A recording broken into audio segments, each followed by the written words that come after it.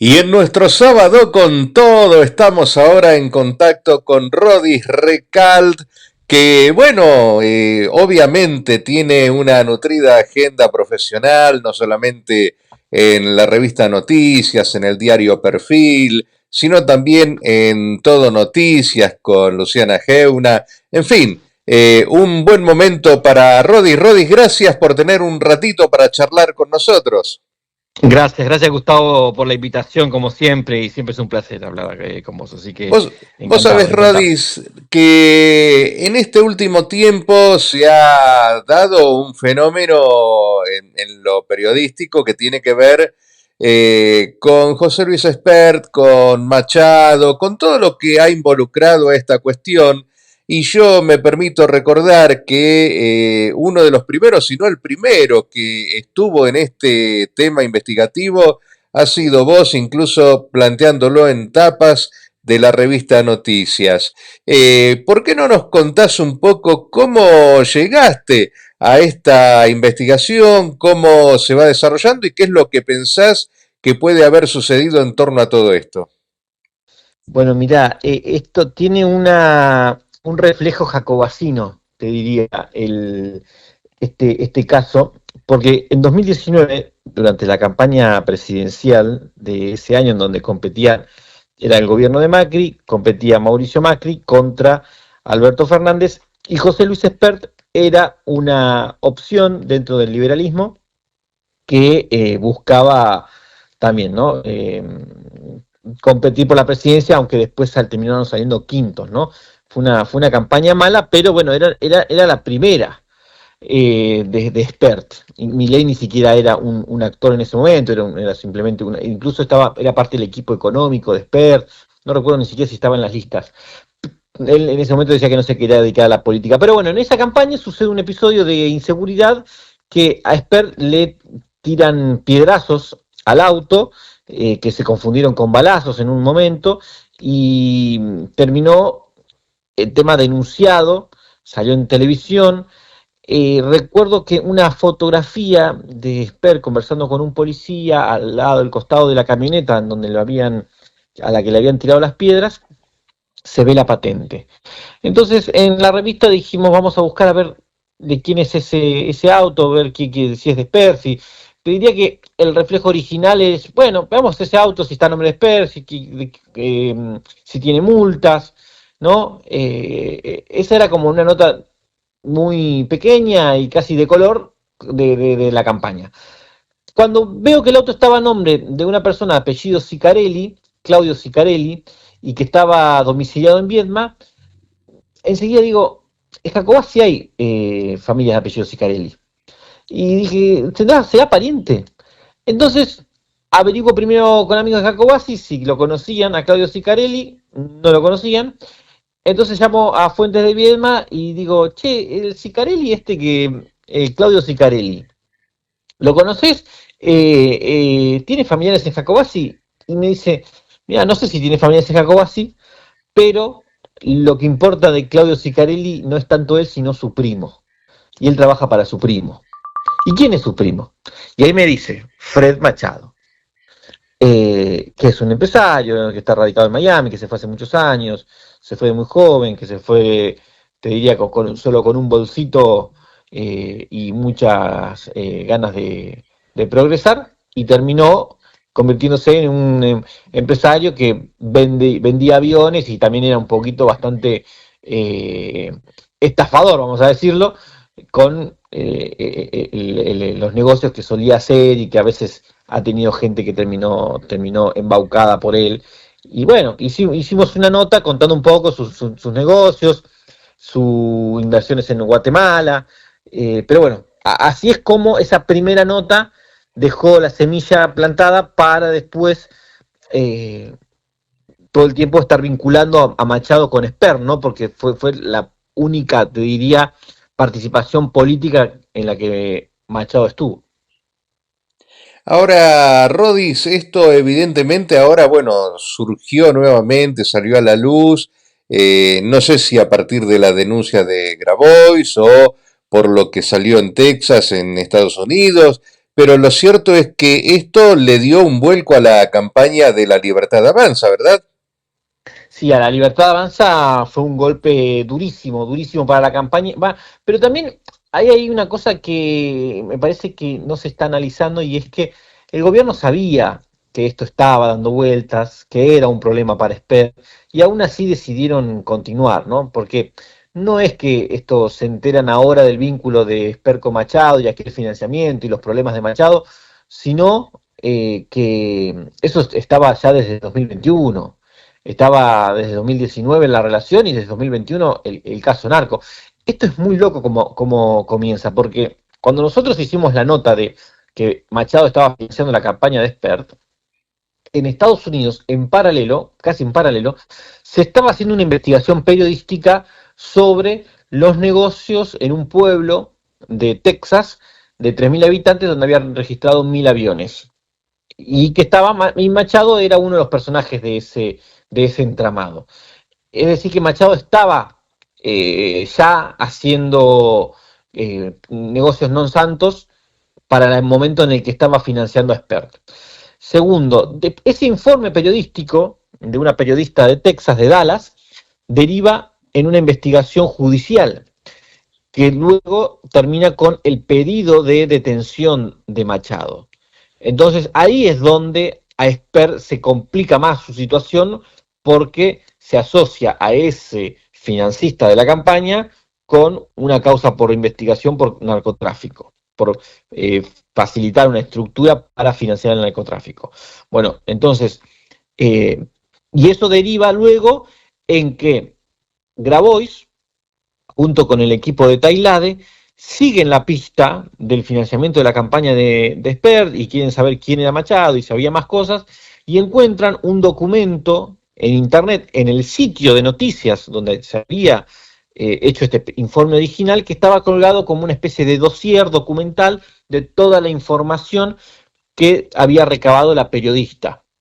Y donde estaba este dossier, esta contabilidad paralela, una planilla de Excel, que habían encontrado en un allanamiento en el estudio de esta mujer, la que está detenida, eh, en donde aparecía el nombre de Spert. Ese documento, no sé en qué momento lo encontraron, pero lo guardaron bajo 7 llaves hasta el momento de la campaña para mostrarlo y hacer un carpetazo de Spert. O sea, acá se mezcla la verdad con la oportunidad política de decir, bueno, esto no es lo mismo publicarlo en 2024 que en 2025. Y el documento ese creo que estaba colgado en internet desde 2022-2023. Nadie lo vio, lo encontró el equipo de Tailade, se lo cedió a Grabois, porque era el principal candidato opositor a Spert. Bueno, entonces políticamente fue una jugada como quirúrgica, ¿no?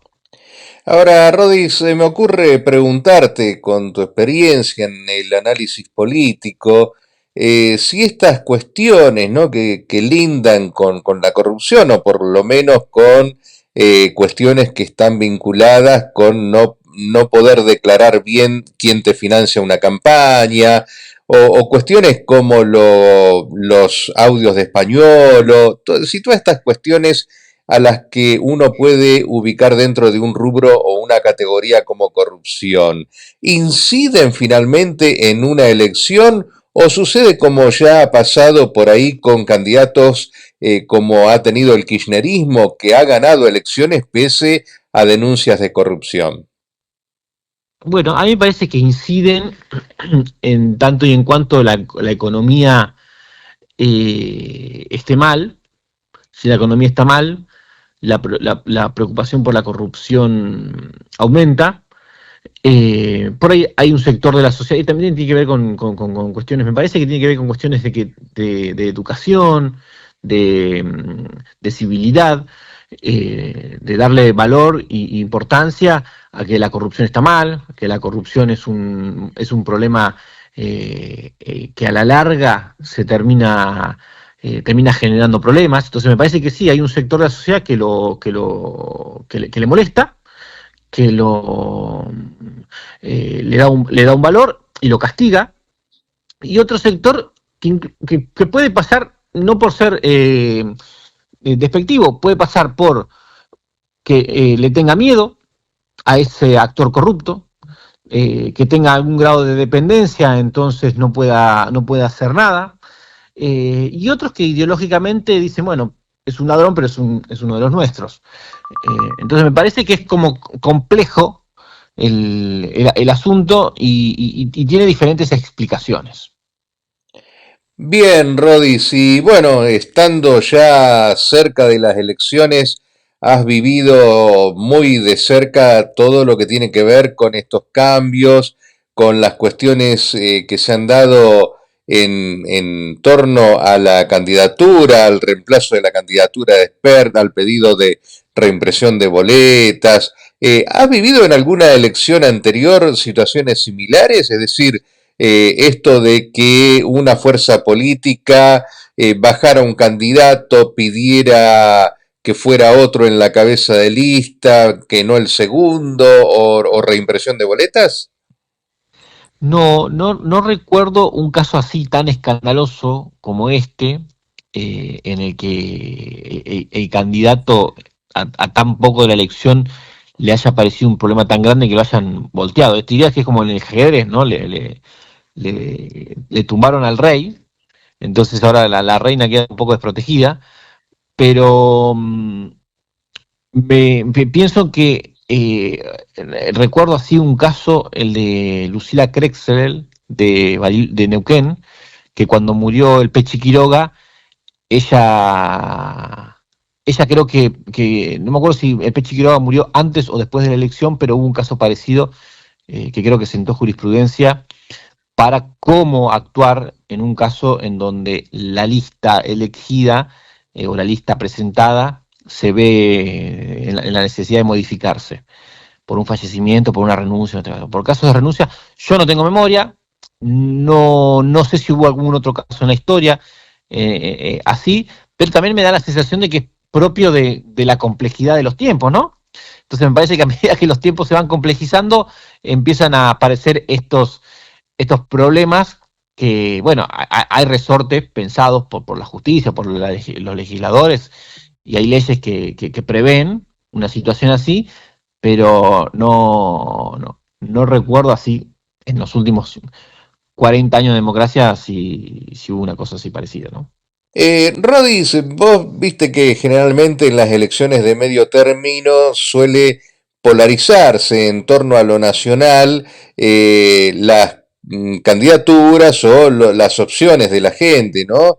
En este caso, bueno, está más o menos claro que está la Libertad Avanza y el peronismo como los dos máximos exponentes de esa supuesta polarización, pero entran a terciar en algunos casos partidos provinciales, en otros esta nueva agrupación Provincias Unidas. ¿Pensás que va a prevalecer una polarización o que pueden emerger estas terceras vías centrales?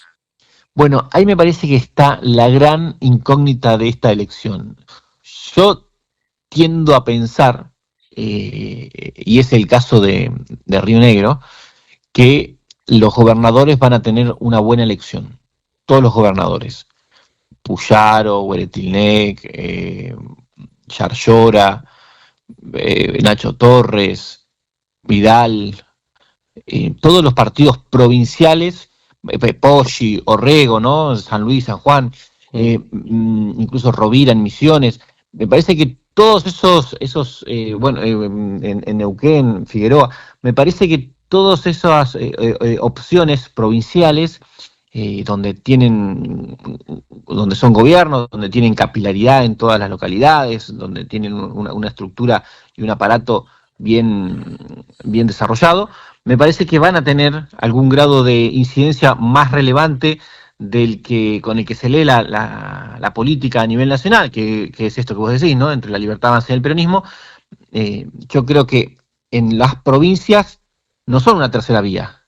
En las provincias hay que ver cuál es la tercera vía. Me parece que una de las dos vías es la del partido provincial.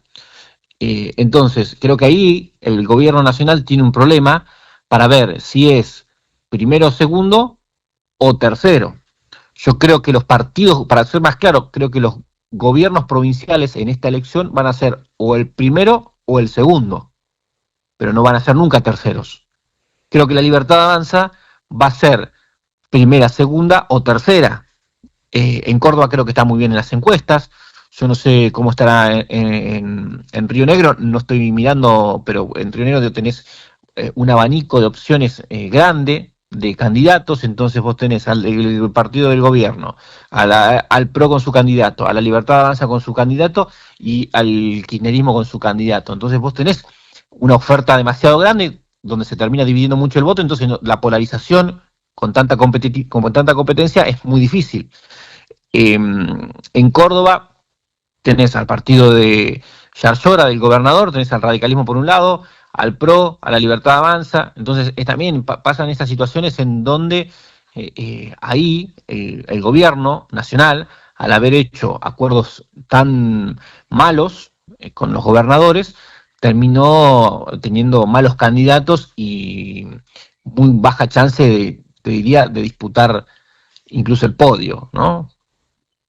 Rodi, te agradezco mucho este rato que has charlado con nosotros. Obviamente sería un gusto seguir charlando tema del salvataje de Estados Unidos y tantas otras cuestiones, pero bueno, por último y ya para despedirte, decirte que bueno, mañana domingo y mañana qué, si nos podés adelantar, ¿con qué nos podemos encontrar cuando te veamos a vos y al equipo a la noche allí en TN?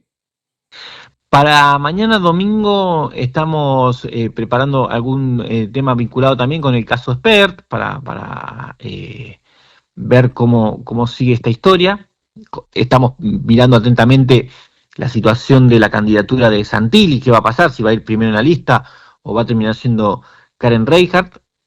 Los temas coyunturales son básicamente esos. O sea, hoy la agenda se la está llevando la campaña, así que es muy difícil salir de un tema así, ¿no?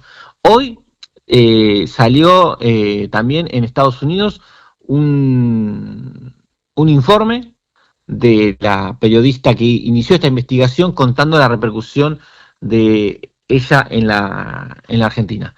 Así que digo, me parece también que esos son temas que están dando vueltas. Y temas para seguirlo. Rodis, muchísimas gracias por haber charlado este rato con nosotros.